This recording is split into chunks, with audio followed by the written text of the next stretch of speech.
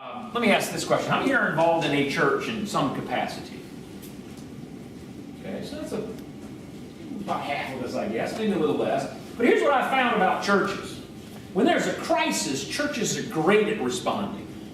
They show up the next day and they bring what? Food. Right, boy, if you have a crisis, don't worry about eating, at least for a couple days. Because they will show up and they will bring food. And that food will last for about how long? About a week. And after that, what happens? They moved on to the next family in crisis. And you ain't got no food no more. And then, but somebody's still calling. How you doing, Ethel? How you doing? I'm doing all right. I'm recovering. Okay, great. Another week goes by. You get a card. No phone calls. Another week goes by, and maybe someone remembers that you're still dealing with stuff. Now, you may not agree with that. That may not be your church experience, but I'm here to tell you that's the church experience across the country.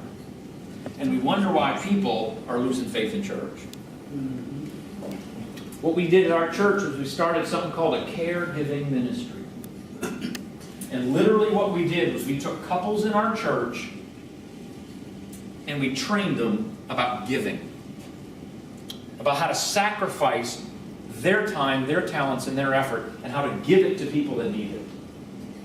And literally what these couples did, and it's a relatively small church with about 75 people on any given Sunday. It's not tiny, but it's not big either. And these 6 couples all signed a covenant document that basically says, I'm going to take care of Ronnie and support Ronnie and his family as Ronnie ages until Ronnie dies.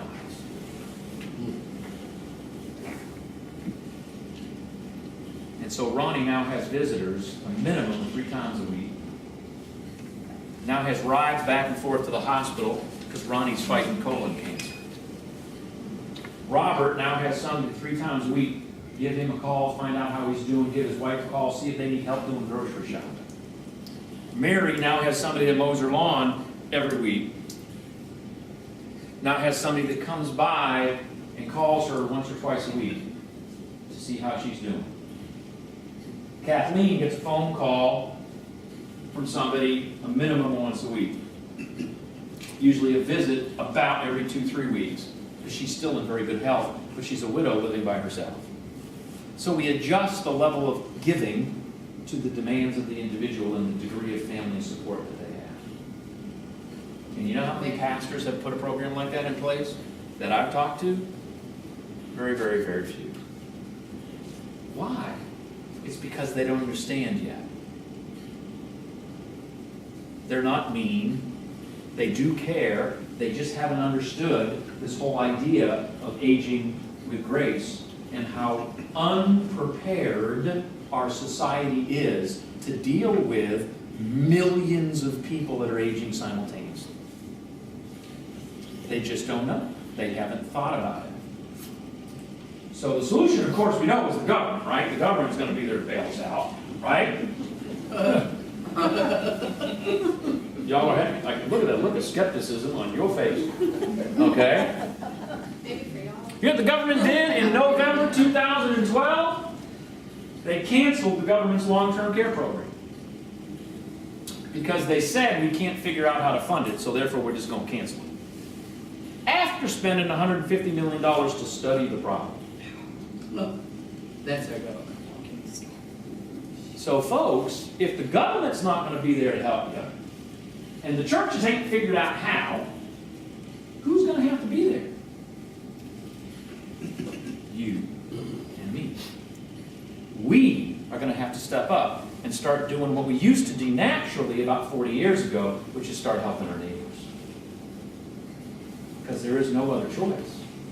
There are government programs, and the churches ain't figured it out yet. Now I'm working really hard to get the churches to understand it, but I'm just me. And it's a very small ministry, but we're working on it. But it's going to take some time. I don't have big dollars behind me, and I have 3 full-time jobs and a ministry. And that is no joke. Don't ask me how I do it. I don't sleep. God has gifted me with sleeping 4 hours a day, and that's what I do, whether I need it or not. Okay? So, and I'm not trying to build myself up, don't misunderstand what I'm saying. I'm saying we're doing everything we can to move this thing along, but it takes time. It takes time, because people are stuck, aren't they? In this little box they call their life. Because think about you before your ailment hit.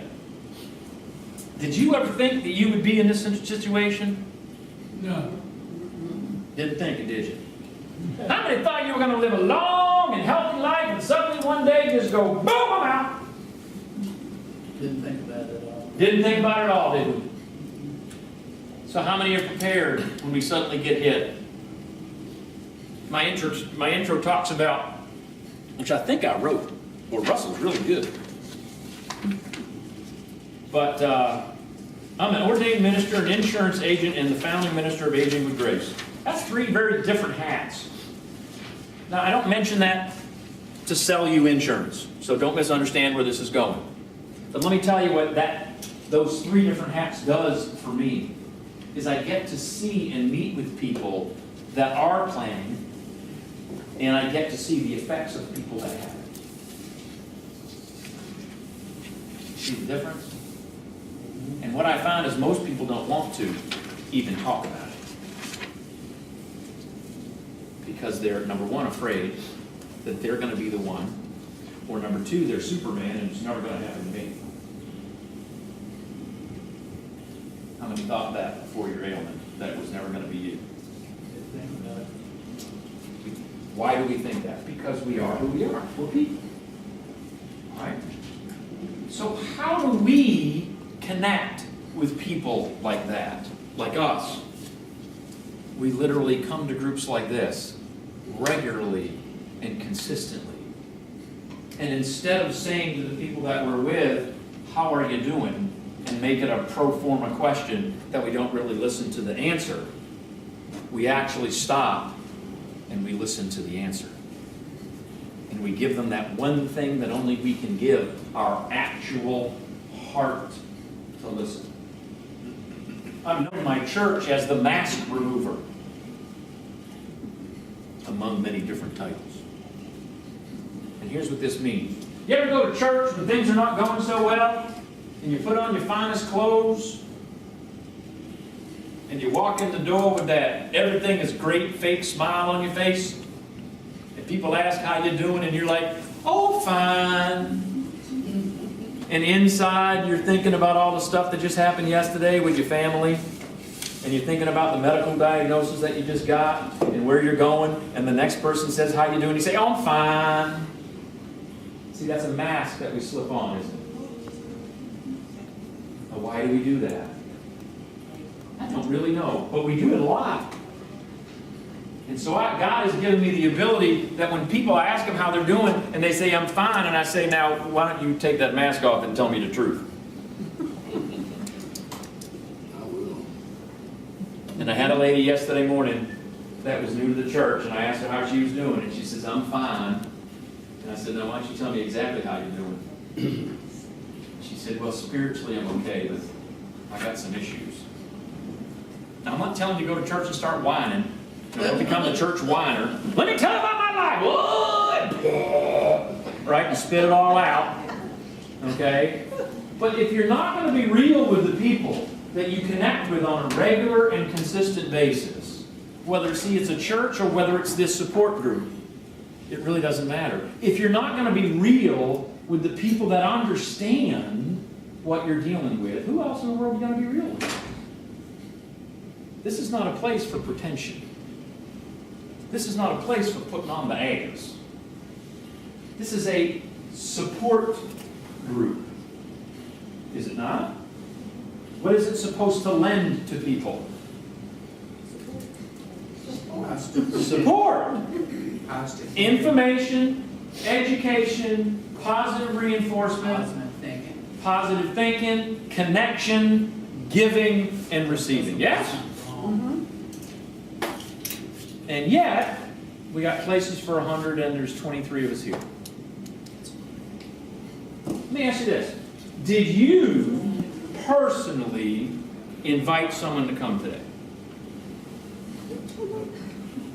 Now, if you did, good for you.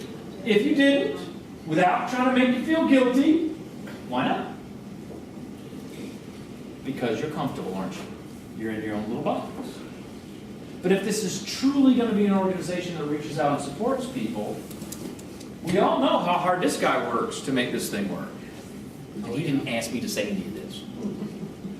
Okay? We know that. I've been doing it for 9 years now. This is going to succeed when you decide to make it succeed.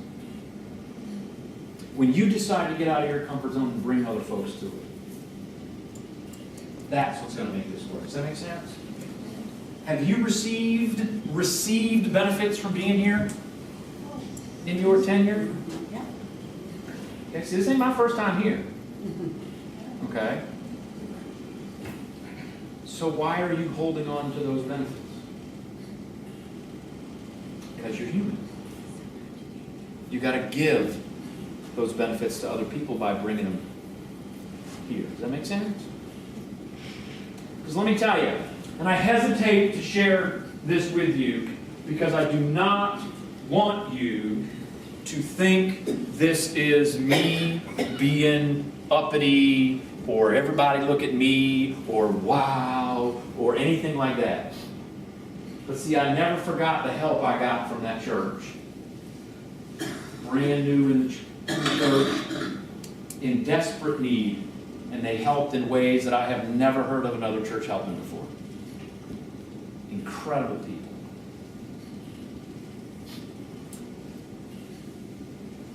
Several years ago, my wife and I bought a house. And we bought it in April.